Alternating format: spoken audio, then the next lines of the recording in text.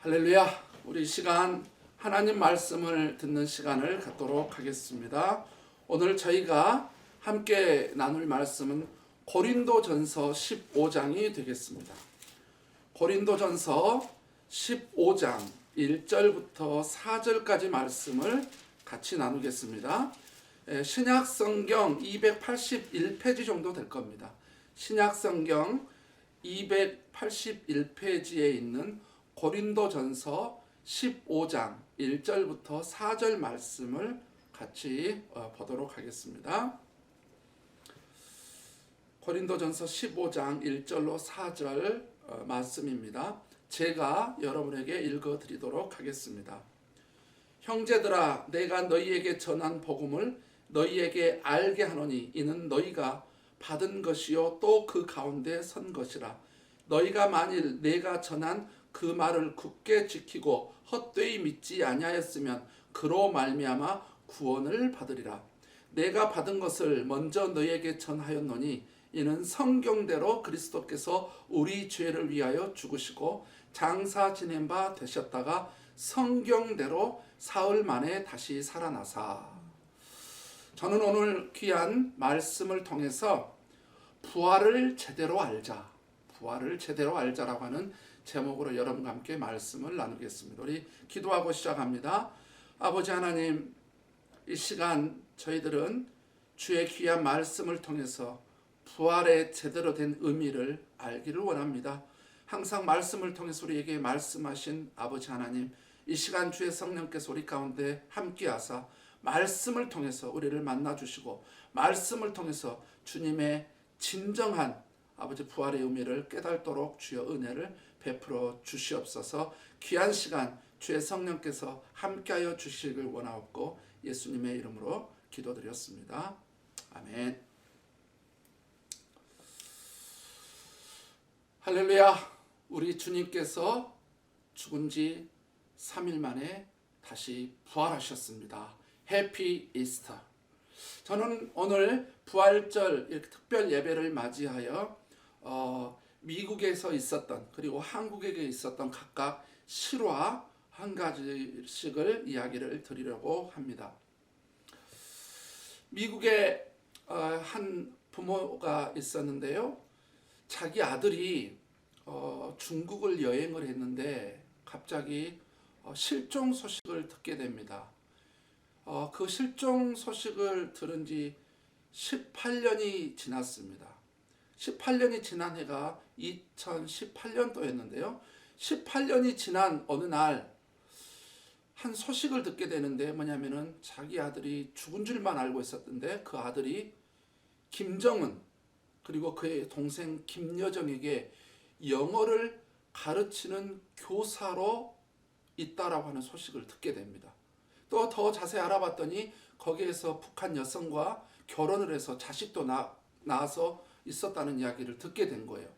그 이야기를 들었을 때 여러분, 이 부모가 죽은 줄로만 알았던 이 자기 아들이 북한에서 결혼도 해서 아이도 낳고 그곳에서 영어 교사로 쓰임을 받고 있다고 생각하니 얼마나 감개무량했겠습니까? 또한 한국에서 있었던 일입니다. 1975년에 30살 막 넘었던 자기 아들이 이제 뭐냐면은 북한에 의해서 북한으로 이렇게 잡혀가게 됩니다. 이게 어부였던 아들이요.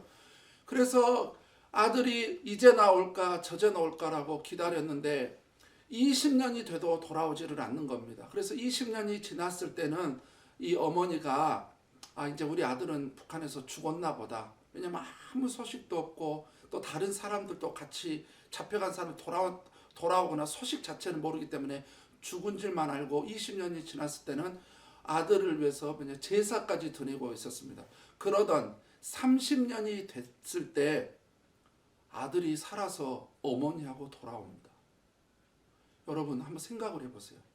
50대 초에 아들을 죽은 줄만 알고 있었던 아들이 자기가 80세를 넘었을 때 30년 만에 죽은 줄로만 알고 있었던, 그래서 제사를 지내줬던 그 아들이 어머니하고 찾아오니 강원도의 한 마을에서 난리가 나지 않았겠습니까?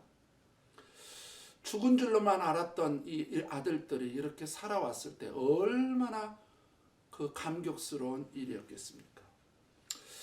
여러분, 로마서 5장 12절은 이렇게 말씀하고 있지요.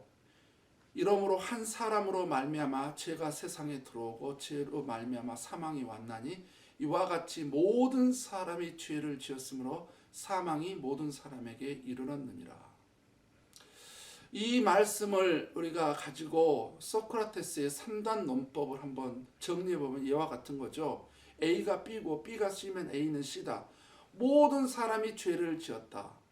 두 번째, 죄를 지은 사람은 다 죽게 된다. 그래서 모든 사람은 죽게 된다라고 하는 이 진리, 우리는 절대로 부인할 수 없는 진리임을 우리는 인정하게 될 것입니다. 여러분, 인간의 어떤 이 죽음에 대하여 우리는 한번 깊이 묵상해보고 인간의 죽음에 대한 우리는 고찰을 좀 해볼 필요가 있습니다. 특별히 전 세계적으로 이 종교의 어떤 창시자들, 그 다음에 내지는 그들이 위대하게 여겼던 그런 사람들이 한결같이 죽는 어떤 그 상황들을 제가 여러분들에게 한번 설명해 보려고 합니다. 여러분, 우리가 잘 알고 있듯이 이슬람교의 창시자 마호메트는 주후 570년, 그러니까 AD죠. 주 570년에 태어나 632년에 정확히 사망을 했습니다. 저들은 마호메트가 이렇게 부활했다라고 그 예루살렘, 우리가 알고 있는 그 예루살렘 그 모리아산 거기서 부활했다라 이게 승천했다라고 그들은 말하고 있지만 역사자들은 한결같이 그는 632년에 사망했다라고 이렇게 알고 있고 그렇게 주장하고 있습니다. 여러분, 우리가 잘 알고 있는 공자, 유대교의 어떤 그 정신적인 어떤 그런 그 지주이면서 유대교를 이렇게 유교를 만들었던 공자는 주전 BC죠. 주전 551년에 태어나서 479년에 사망했습니다. 우리가 잘 알고 있는 이 불교 석가모니, 이 석가모니는 주전 563년에 출생해서 484년에 정확하게 사망을 했지요. 또 힌두교 보십시오. 힌두교는 사실 주전 그러니까 BC 1500년대부터 고대 인도에 의해서 이렇게 힌두교가 이렇게 창설됐는데 그 힌두교의 사상과 종교를 만드는 그런 사람들도 어떻습니까? 다 죽었습니다. 그리고 어떤 사람들은 힌두교가 누구에 의해서 창시됐는지도 모르는 거죠. 다 죽었습니다. 여러분, 우리 캐톨릭 특별히 천주교에서는 마리아 숭배를 하지요. 근데 마리아가 어떻습니까? 하나님 앞에 은혜를 받은 자였지만 그는 정확하게 출생하는 날이 있었고 정확하게 사망하는 날이 있었던 것입니다. 특별히 유대인들에게 있어서 모세나 다윗 같은 사람은 어떻습니까? 가장 훌륭한 선지자로서 모세, 그리고 가장 훌륭한 왕으로서 다윗 어떻습니까? 이들은 다 한결같이 어떻습니까? 태어난 날이 있고 그들은 다 죽었다라고 하는 사실인 것입니다.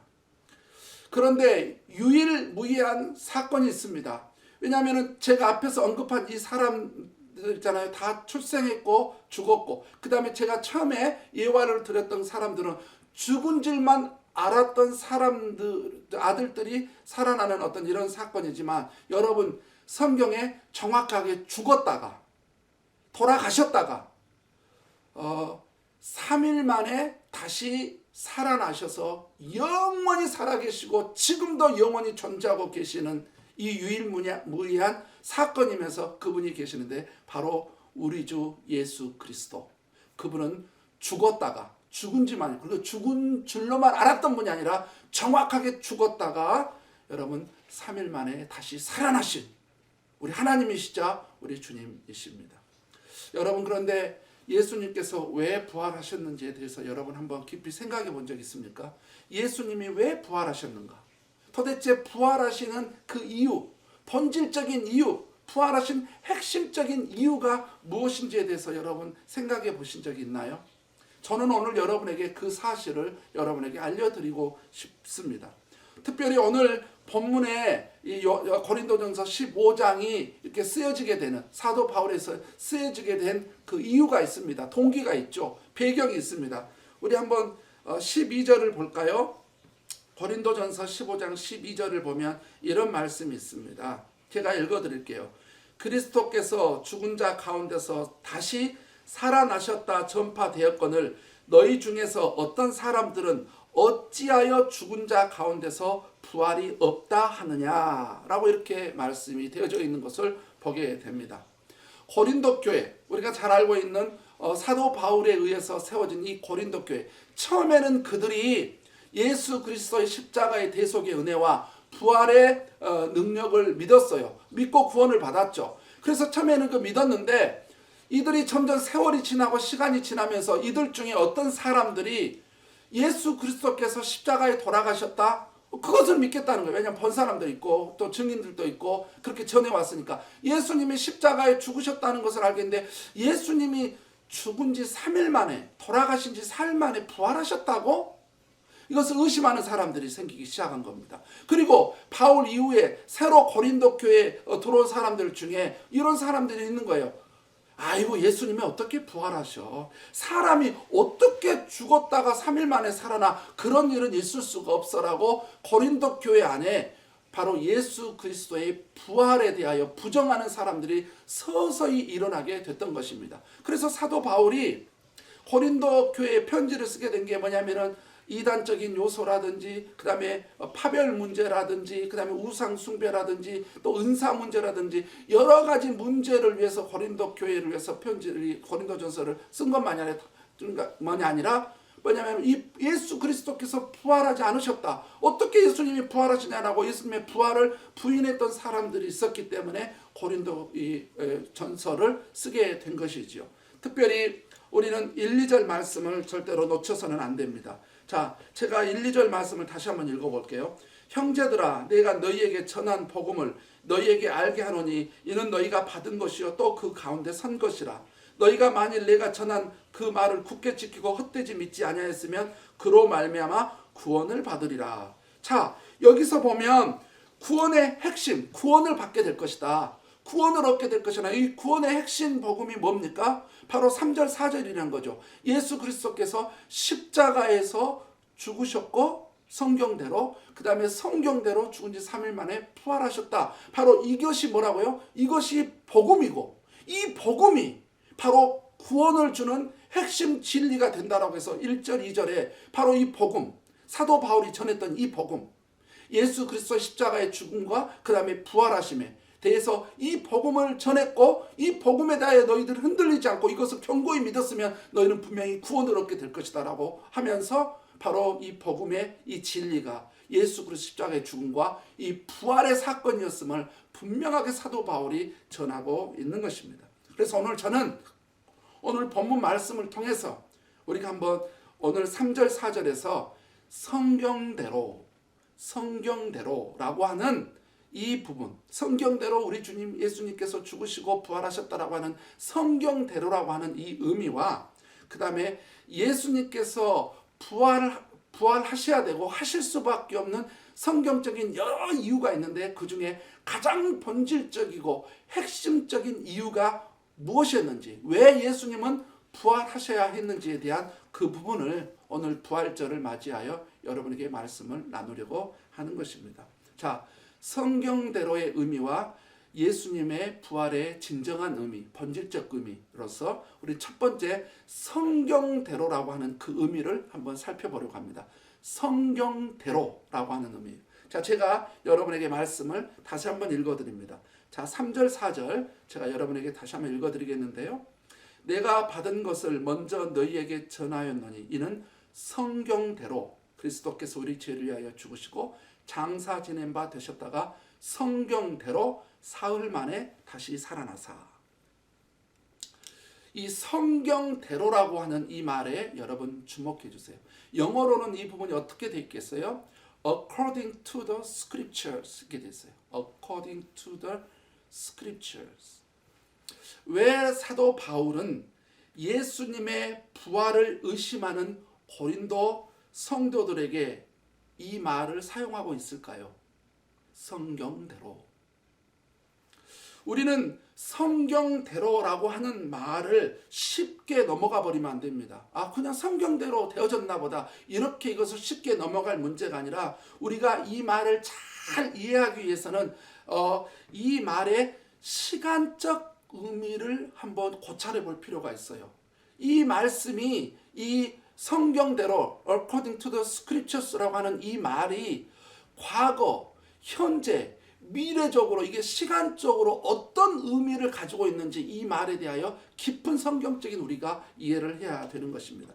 첫 번째로 성경대로라고 하는 이 과거적 의미를 한번 살펴보겠습니다. 과거적 의미. 이 말은, 과거적 의미, 이 말은 뭐냐면은 예언의 성취적 의미인 것입니다. 즉 구약 성경에 예언되었던 그대로 예수님께서 십자가에 돌아가시고 3일 만에 부활하셨다는 것이죠. 과거에 성경에 예언된 그대로, 기록된 그대로 바로 예수님께서는 십자가에 죽으시고 성경대로 다시 살아나셨다. 이 과거적인 의미인 거죠. 예언 성취적인 의미인 것입니다. 비단 구약 성경에 수없이 기록된 이 글 내용만이 아니라 사건 속에서도 부활의 예표가 있었던 사건들이 있었죠. 사건 속에서도 어떤 사건입니까? 여러분, 이삭을 아브라함이 드리게 됐었는데 다 죽은 줄로만 알고 죽을 것으로만 생각했던 이삭이 어떻습니까? 다시 살아나게 되죠. 안 죽게 되고 살아나게 되죠.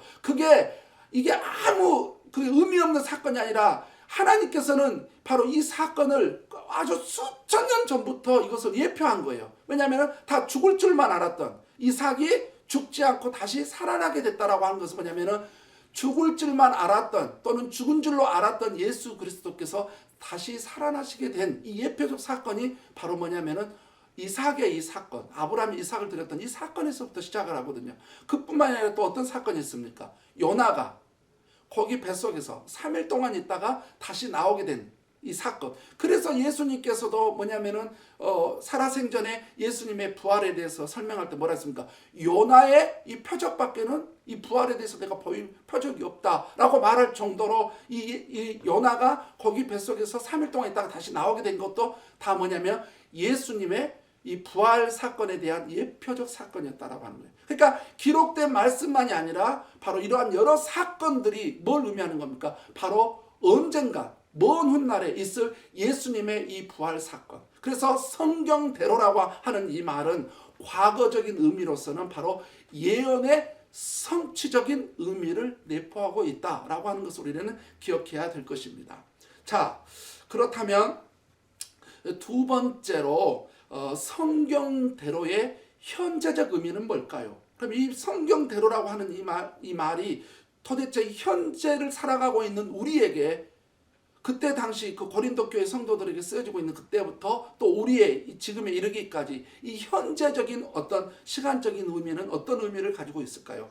이 말은 또한 성경의 진리적 의미를 설명하고 있다는 겁니다. 한마디로 말하면 성경은 진리로서 사실이다. 현재 우리에게 주는 이 의미가, 성경대로라고 하는 이 의미가 성경은 진리이고 사실이다라고 하는 의미라는 것입니다. 성경대로, 이 말을 좀 더 깊게 풀어서 해석하자면 성경은 진리로서 사실이기 때문에 성경에 의거하여 예수님은 십자가에 돌아가셔야 했고, 또한 성경에 의거하여 예수님은 부활하실 수밖에 없었다는 겁니다. 왜냐하면 성경이 사실이기 때문에, 성경이 진리이기 때문에, 구약이나 지금이나 앞으로나 성경은 진리고 사실이기 때문에 성경에 의거하여 예수님은 부활하실 수밖에 없었다라고 하는 겁니다.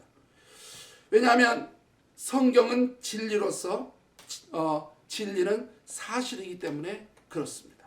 그래서 예수님은 성경에 기록된 대로 부활하셔야 했던 것입니다. 성경은 진리이고 진리는 사실이기 때문에 그러는 것입니다. 자, 세 번째로 성경대로라고 하는 이 말이 이 시간적인 의미에서 갖게 되는 이 미래적 의미는 도대체 뭘까요? 성경대로라고 하는 이 말의 시간적 의미로서 우리는 미래적 의미를 살펴볼 필요가 있습니다. 성경대로의 미래적 의미라고 하는 것은 미래, 즉 장래에 우리에게 소망을 주는 의미라는 겁니다. 미래, 즉 장래에 우리에게 소망적 의미, 소망을 주는 의미라는 것이지요. 이 부분에 대하여 사도 바울은 고린도 교회 성도들에게 오늘 고린도전서 15장에서 그것을 명료하게 밝히고 있는 것입니다. 자, 제가 먼저 그 부분이 세 부분이 나오는데 제가 먼저 17절부터 22절까지를 읽어보겠습니다. 자, 제가 읽습니다. 그리스도께서 다시 살아나신 일이 없으면 너희의 믿음도 헛되고 너희가 여전히 죄 가운데 있을 것이요 또한 그리스도 안에서 잠자는 자도 망하였으리니 만일 그리스도 안에서 우리가 바라는 것이 다만 이 세상에 살 뿐이면 모든 사람 가운데 우리가 더욱 불쌍한 자이리라. 그러나 이제 그리스도께서 죽은 자 가운데서 다시 살아나사 잠자는 자들의 첫 열매가 되셨도다. 사망이 한 사람으로 말미암았으니 죽은 자의 부활도 한 사람으로 말미암는도다. 아담 안에서 모든 사람이 죽은 것 같이 그리스도 안에서 모든 사람이 삶을 얻으리라. 첫째 열매가 되셨다. 삶을 얻게 될 것이다. 자, 42절부터 44절까지 제가 또 읽어봅니다.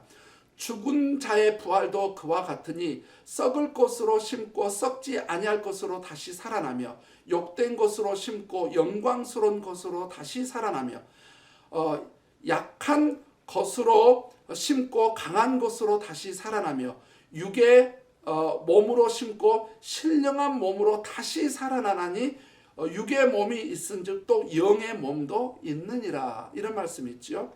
자, 제가 51절부터 54절까지 한 번 더 읽어보겠습니다. 51절부터 54절. 보라, 내가 너희에게 비밀을 말하노니 우리가 다 잠잘 것이 아니요 마지막 나팔의 순식간에 호련히 다 변화되리니 나팔 소리가 나매 죽은 자들이 썩지 아니할 것으로 다시 살아나고 우리도 변화되리라. 이 썩을 것이 반드시 썩지 아니할 것을 입겠고 이 죽을 것이 죽지 아니함을 입으리로다. 이 썩을 것이 썩지 아니함을 입고 이 죽을 것이 죽지 아니함을 입을 때에는 사망을 삼키고 이기리라고 기록된 말씀이 이루어지리라. 여기 보면 뭐라 했습니까? 사망을 삼키고 이기리라고 기록된 말씀이 이루어지리라. 기록된 말씀이 이루어지리라. 자, 보십시오. 사도 바울이 고린도 성도들에게 쓴 내용을 통해서 우리가 배울 수 있는 것은 예수님의 부활이 성경대로 되어진 것처럼 언젠가 주님이 재림하실 때 우리도 성경대로 주님과 같이 영광스러운 몸으로 부활할 날이 있다라고 우리에게 소망을 주고 있지 않습니까? 이와 같이 성경대로라고 하는 말은 우리에게 미래적 소망을 주는 것이죠. 바로 예수님처럼 우리도 부활한다. 왜? 성경이 그렇게 기록되어 있기 때문에 우리도 예수님과 같이 영광스러운 몸으로 변화될 그날이 있다라고 하는 이 시간적 의미로서 우리가 영광스럽게 되는 영화의 단계로 들어가게 되는 바로 장래의 이런 소망을 우리에게 주는 것이다라고 하는 의미가 되는 것입니다. 자, 저는 첫 번째 이 고린도전서 15장 3절과 4절에서 성경대로라고 하는 이 말이 시간적인 의미로 과거, 현재, 미래에서 우리에게 어떤 의미를 주는지를 살펴보았고요. 이제 저는 크게 두 번째로 그렇다면 예수님께서 왜 부활하셨는가? 왜 예수님께서 부활하실 수밖에 없는가라고 하는 그 본질적인 이유를 여러분과 함께 나누려고 하는 것입니다. 왜 예수님께서 부활하셔야 했을까요? 여기에 대해서 우리는 성경적으로 다양한 의미들을 부여할 수 있습니다. 왜냐하면 성경에 예수님께서 부활하신 이유가 비단 한 가지만이 아니기 때문에 그렇습니다. 자, 이런 말씀이죠. 예수님께서 부활하셨다라고 하는 것은 오늘 말씀처럼 뭐냐면은 말씀이 사실이다. 성경이 예언된 성경대로 예언된 그대로 됐기 때문에 성경이 사실이라고 하는 것을 입증시켜주는 사건이 부활의 사건이고요. 또한 이 부활의 사건은 하나님의 전능성을 입증해주는 사건이죠. 왜냐하면 이 세상 모든 만물을 창조하신 그 하나님의 능력이 바로 죽은 자 가운데서 예수 그리스도를 다시 살리겠다라고 하는 이 예수님의 능력을 보여주고 하나님의 능력을 보여주고 있는 게 바로 이 부활의 사건입니다. 또한 뭡니까? 이 부활은 성경적으로 예수님께서 말씀하셨듯이 이 기적 중에 기적, 바로 요나의 표적밖에는 내가 보일 것이 없다라고 하는 이 기적 중에 기적이 뭐냐면 바로 부활의 사건이다라고 하는 의미를 또 주고 있죠. 또 하나는 뭐냐면은 이 부활은 우리에게 또 어떤 의미를 주냐면은 부활의 첫 열매로서 재림에 대한 소망을 준다고 말씀을 드렸죠. 예수님께서 부활하셨다는 것은 첫 열매가 맺었다는 것은 언젠가 또 그 나무에서 또 다른 열매가 맺는다는 것처럼 예수님이 부활하셨기 때문에 언젠간 우리도 재림 때에 바로 예수님의 재림 때에 우리도 예수님과 같이 영광스러운 몸으로 변화된다라고 하는 이 소망적인 의미를 주기도 합니다. 또한 예수님께서 부활하셨다 하고 하는 이 의미, 예수님께서 왜 부활하셔야만 하는가에 대해서는 바로 예수님께서 죄가 없으시다는 것을 증명해 주는 사건이기도 하죠. 바로 예수님이 부활하셨다라고 하는 건 뭐냐면은 예수님이 죄가 없으시다. 왜냐하면 모든 인간이 죄 때문에 죽잖아요. 사망을 하잖아요. 제가 열거했듯이 모든 종교의 창시자들도 다 출생을 했고 다 죽었단 말이죠. 그런데 우리 주님만 어떻습니까? 죽으셨다가 다시 살아나셨죠. 사실 죽으신 이유도 예수님이 죄가 있으셔서 죽은 거 아니잖아요. 예수님이 십자가에 죽으신 이유가 뭡니까? 저와 여러분의 죄 때문에 대신 죽어주신 거잖아요. 우리의 죄 때문에 대신 죽으신 거고 그분이 모든 죄를 십자가에서 피로 도말하셨기 때문에 그분은 죽을 수가 없었죠. 다시 살아나셔야 됐습니다. 그래서 그분은 죄가 없다는 것을 입증해 주는 게 바로 예수님이 부활하셨다는 의미죠. 또 뭐냐면은 예수님이 죽은 자 가운데서 다시 살아나셨다라고 하는 것은 생명을 주관하신 분, 모든 생명을 주관하시는 분이 바로 예수님이라고 하시는 의미가 있는 것이죠. 또한 어떤 거냐면은 예수님이 죽은 자 가운데서 살아나셨다라고 하는 것은 성경적으로 또한 어떤 의미가 부여되냐면은 예수님께서는 부활하셔서 지금도 살아계심으로 하나님 우편에 앉으셔서 우리의 영원한 대제사장이 되신다. 왜냐하면은 죽으시면 못하잖아요. 살아나셔야 되잖아요. 살아 존재해야 되잖아요. 살아있기 때문에 그분은 우리의 대제사장이 된다라고 하는 그런 의미를 우리에게 주고 있는 거죠. 이러한 성경 예수님께서 부활하실 수밖에 없는 부활하시는 많은 이유들이 있습니다. 자, 이 예수님의 이러한 부활은 바로 기독교 진리의 가장 중요한 사건이요, 본질이요, 핵심이라고 말할 수가 있는 것입니다. 그런데 우리가 예수님의 부활의 사건을 가장 깊게 연결시켜야 될 부분이 있습니다.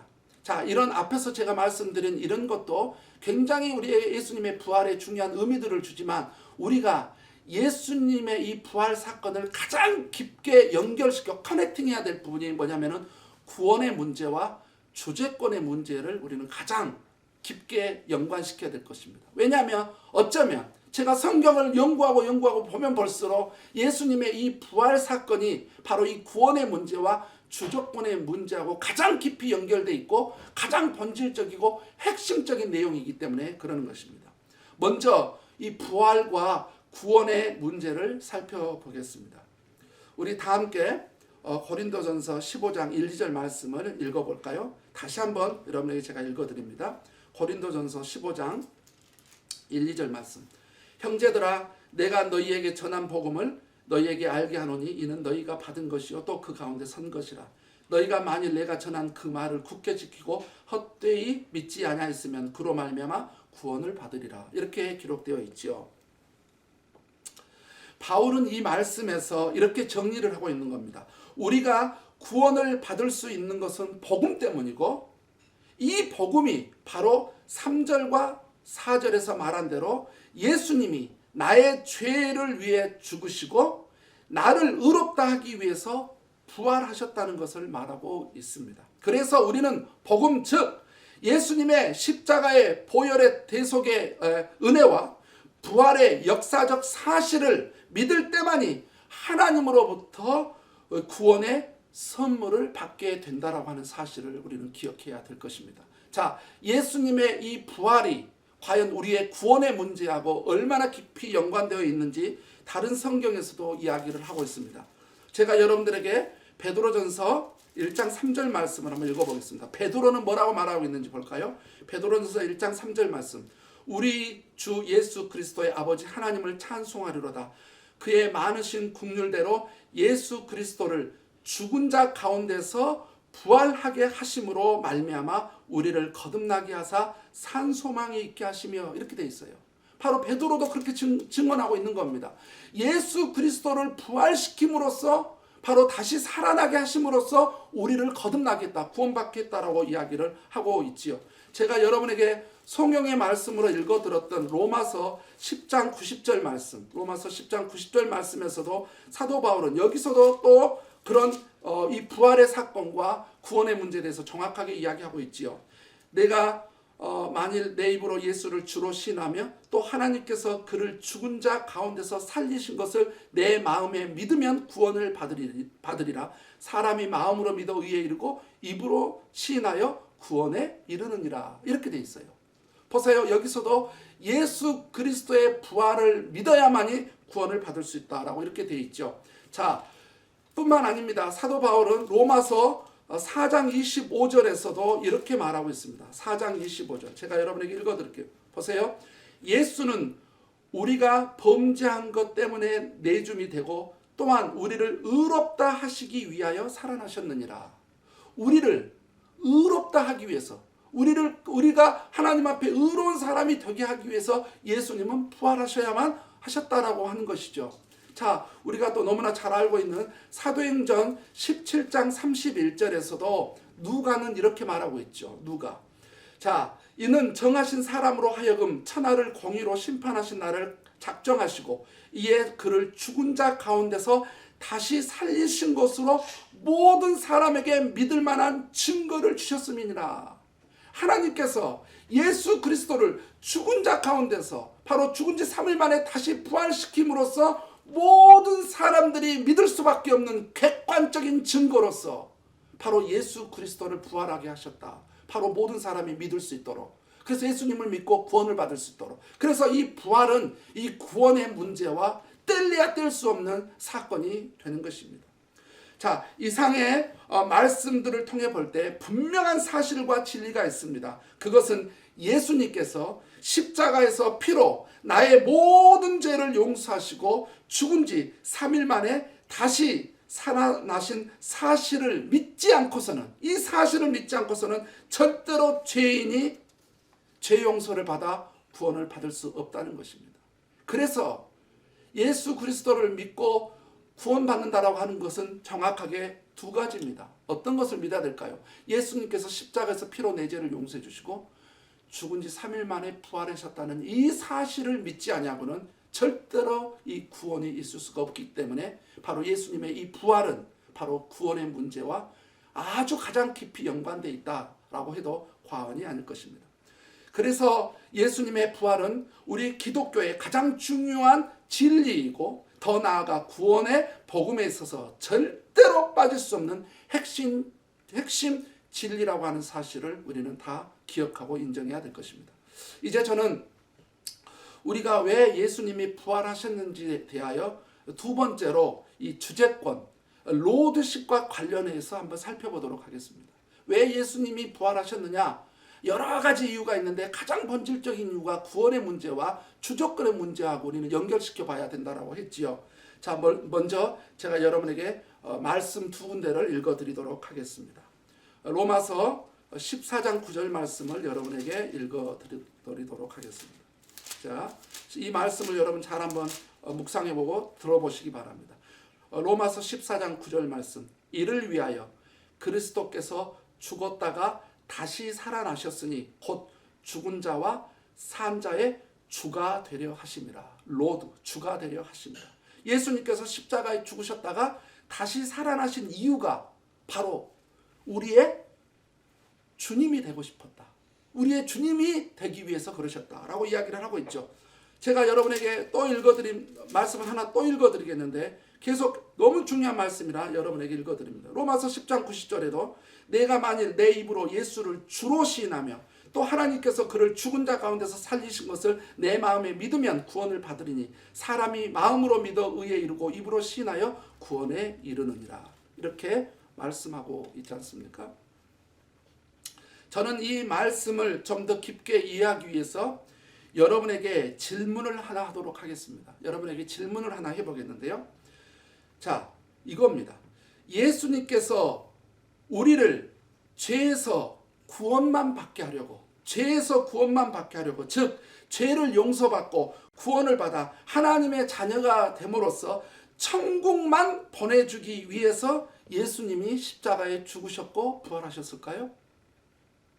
단지 구원만 주기 위해서, 단지 천국 백성이 되고 하나님의 자녀가 돼서 천국을 보내주려고. 제가 최근에 우리 아들하고 통화를 했는데 우리 아들이 이렇게 말하고 있는 거예요. 뭐냐면은, 아빠 그냥 천국만 가면 되는 거 아니에요? 예수님 믿고? 제가 깜짝 놀랐습니다. 이게 비단 이 이야기가 우리 아들의 어떤 고민과 아들의 말만이 아니라 어쩌면 예수님을 믿고 하나님을 믿는다는 많은 사람들의 이야기일 수도 있을 것입니다.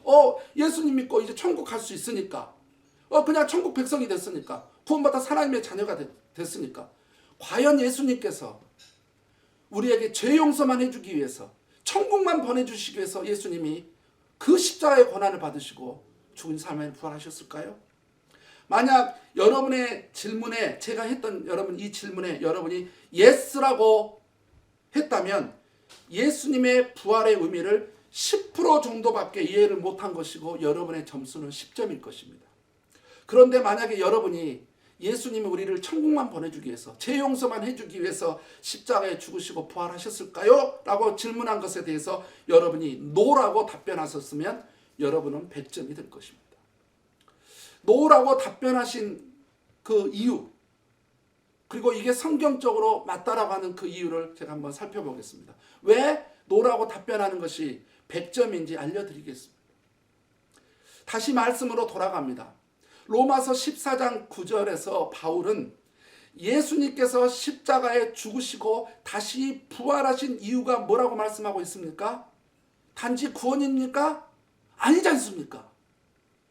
예수님께서 십자가에서 우리 죄를 위해 우리 죄를 용서해 주시고 죽은 지 3일 만에 다시 살아나신 이유가 바로 우리의 주님, 우리의 주인 로드가 되기 위해서라고 분명히 성경에서 말씀하고 있지 않습니까? 우리의 주인이 되기 위해서, 우리의 주가 되기 위해서 바로 예수님은 죽으셨고 부활하셨다라고 분명히 여러분 보셨잖아요. 예수님은 부활하셔서 우리의 주가 되셨습니다. 부활하신 예수님이 바로 우리의 주님이십니다. 로마서 10장 90절에서도 우리가 구원받게 되는 두 가지 요소가 있죠. 자, 그것이 첫 번째 요소가 뭡니까? 예수님을 주인으로 인정해야 되고, 두 번째는 뭐냐면은 예수님께서 십자가에서 피로 내 죄를 용서해 주셨고 죽은 지 3일 만에 부활하셨다. 믿는 거. 여러분 이 두 가지가 분명히 구분되어 있어요. 예수님을 주로 시인하고 또 두 번째, 예수님을 내 주인으로 인정할 뿐만 아니라 예수님의 십자가의 대속의 죽으심과 부활하심을 믿는 거. 그러니까 이 두 가지가 합쳐졌을 때, 두 가지 사실을 인정하게 되고 그게 믿게 됐을 때 구원의 선물을 받게 된다라고. 바로 구원의 핵심 요소가 바로 로드십과 바로 이 믿음에 대한 이 두 가지라고 분명히 말하고 있지 않습니까?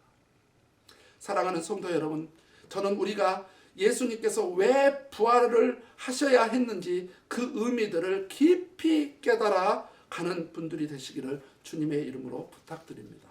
자, 말씀의 결론을 냈습니다.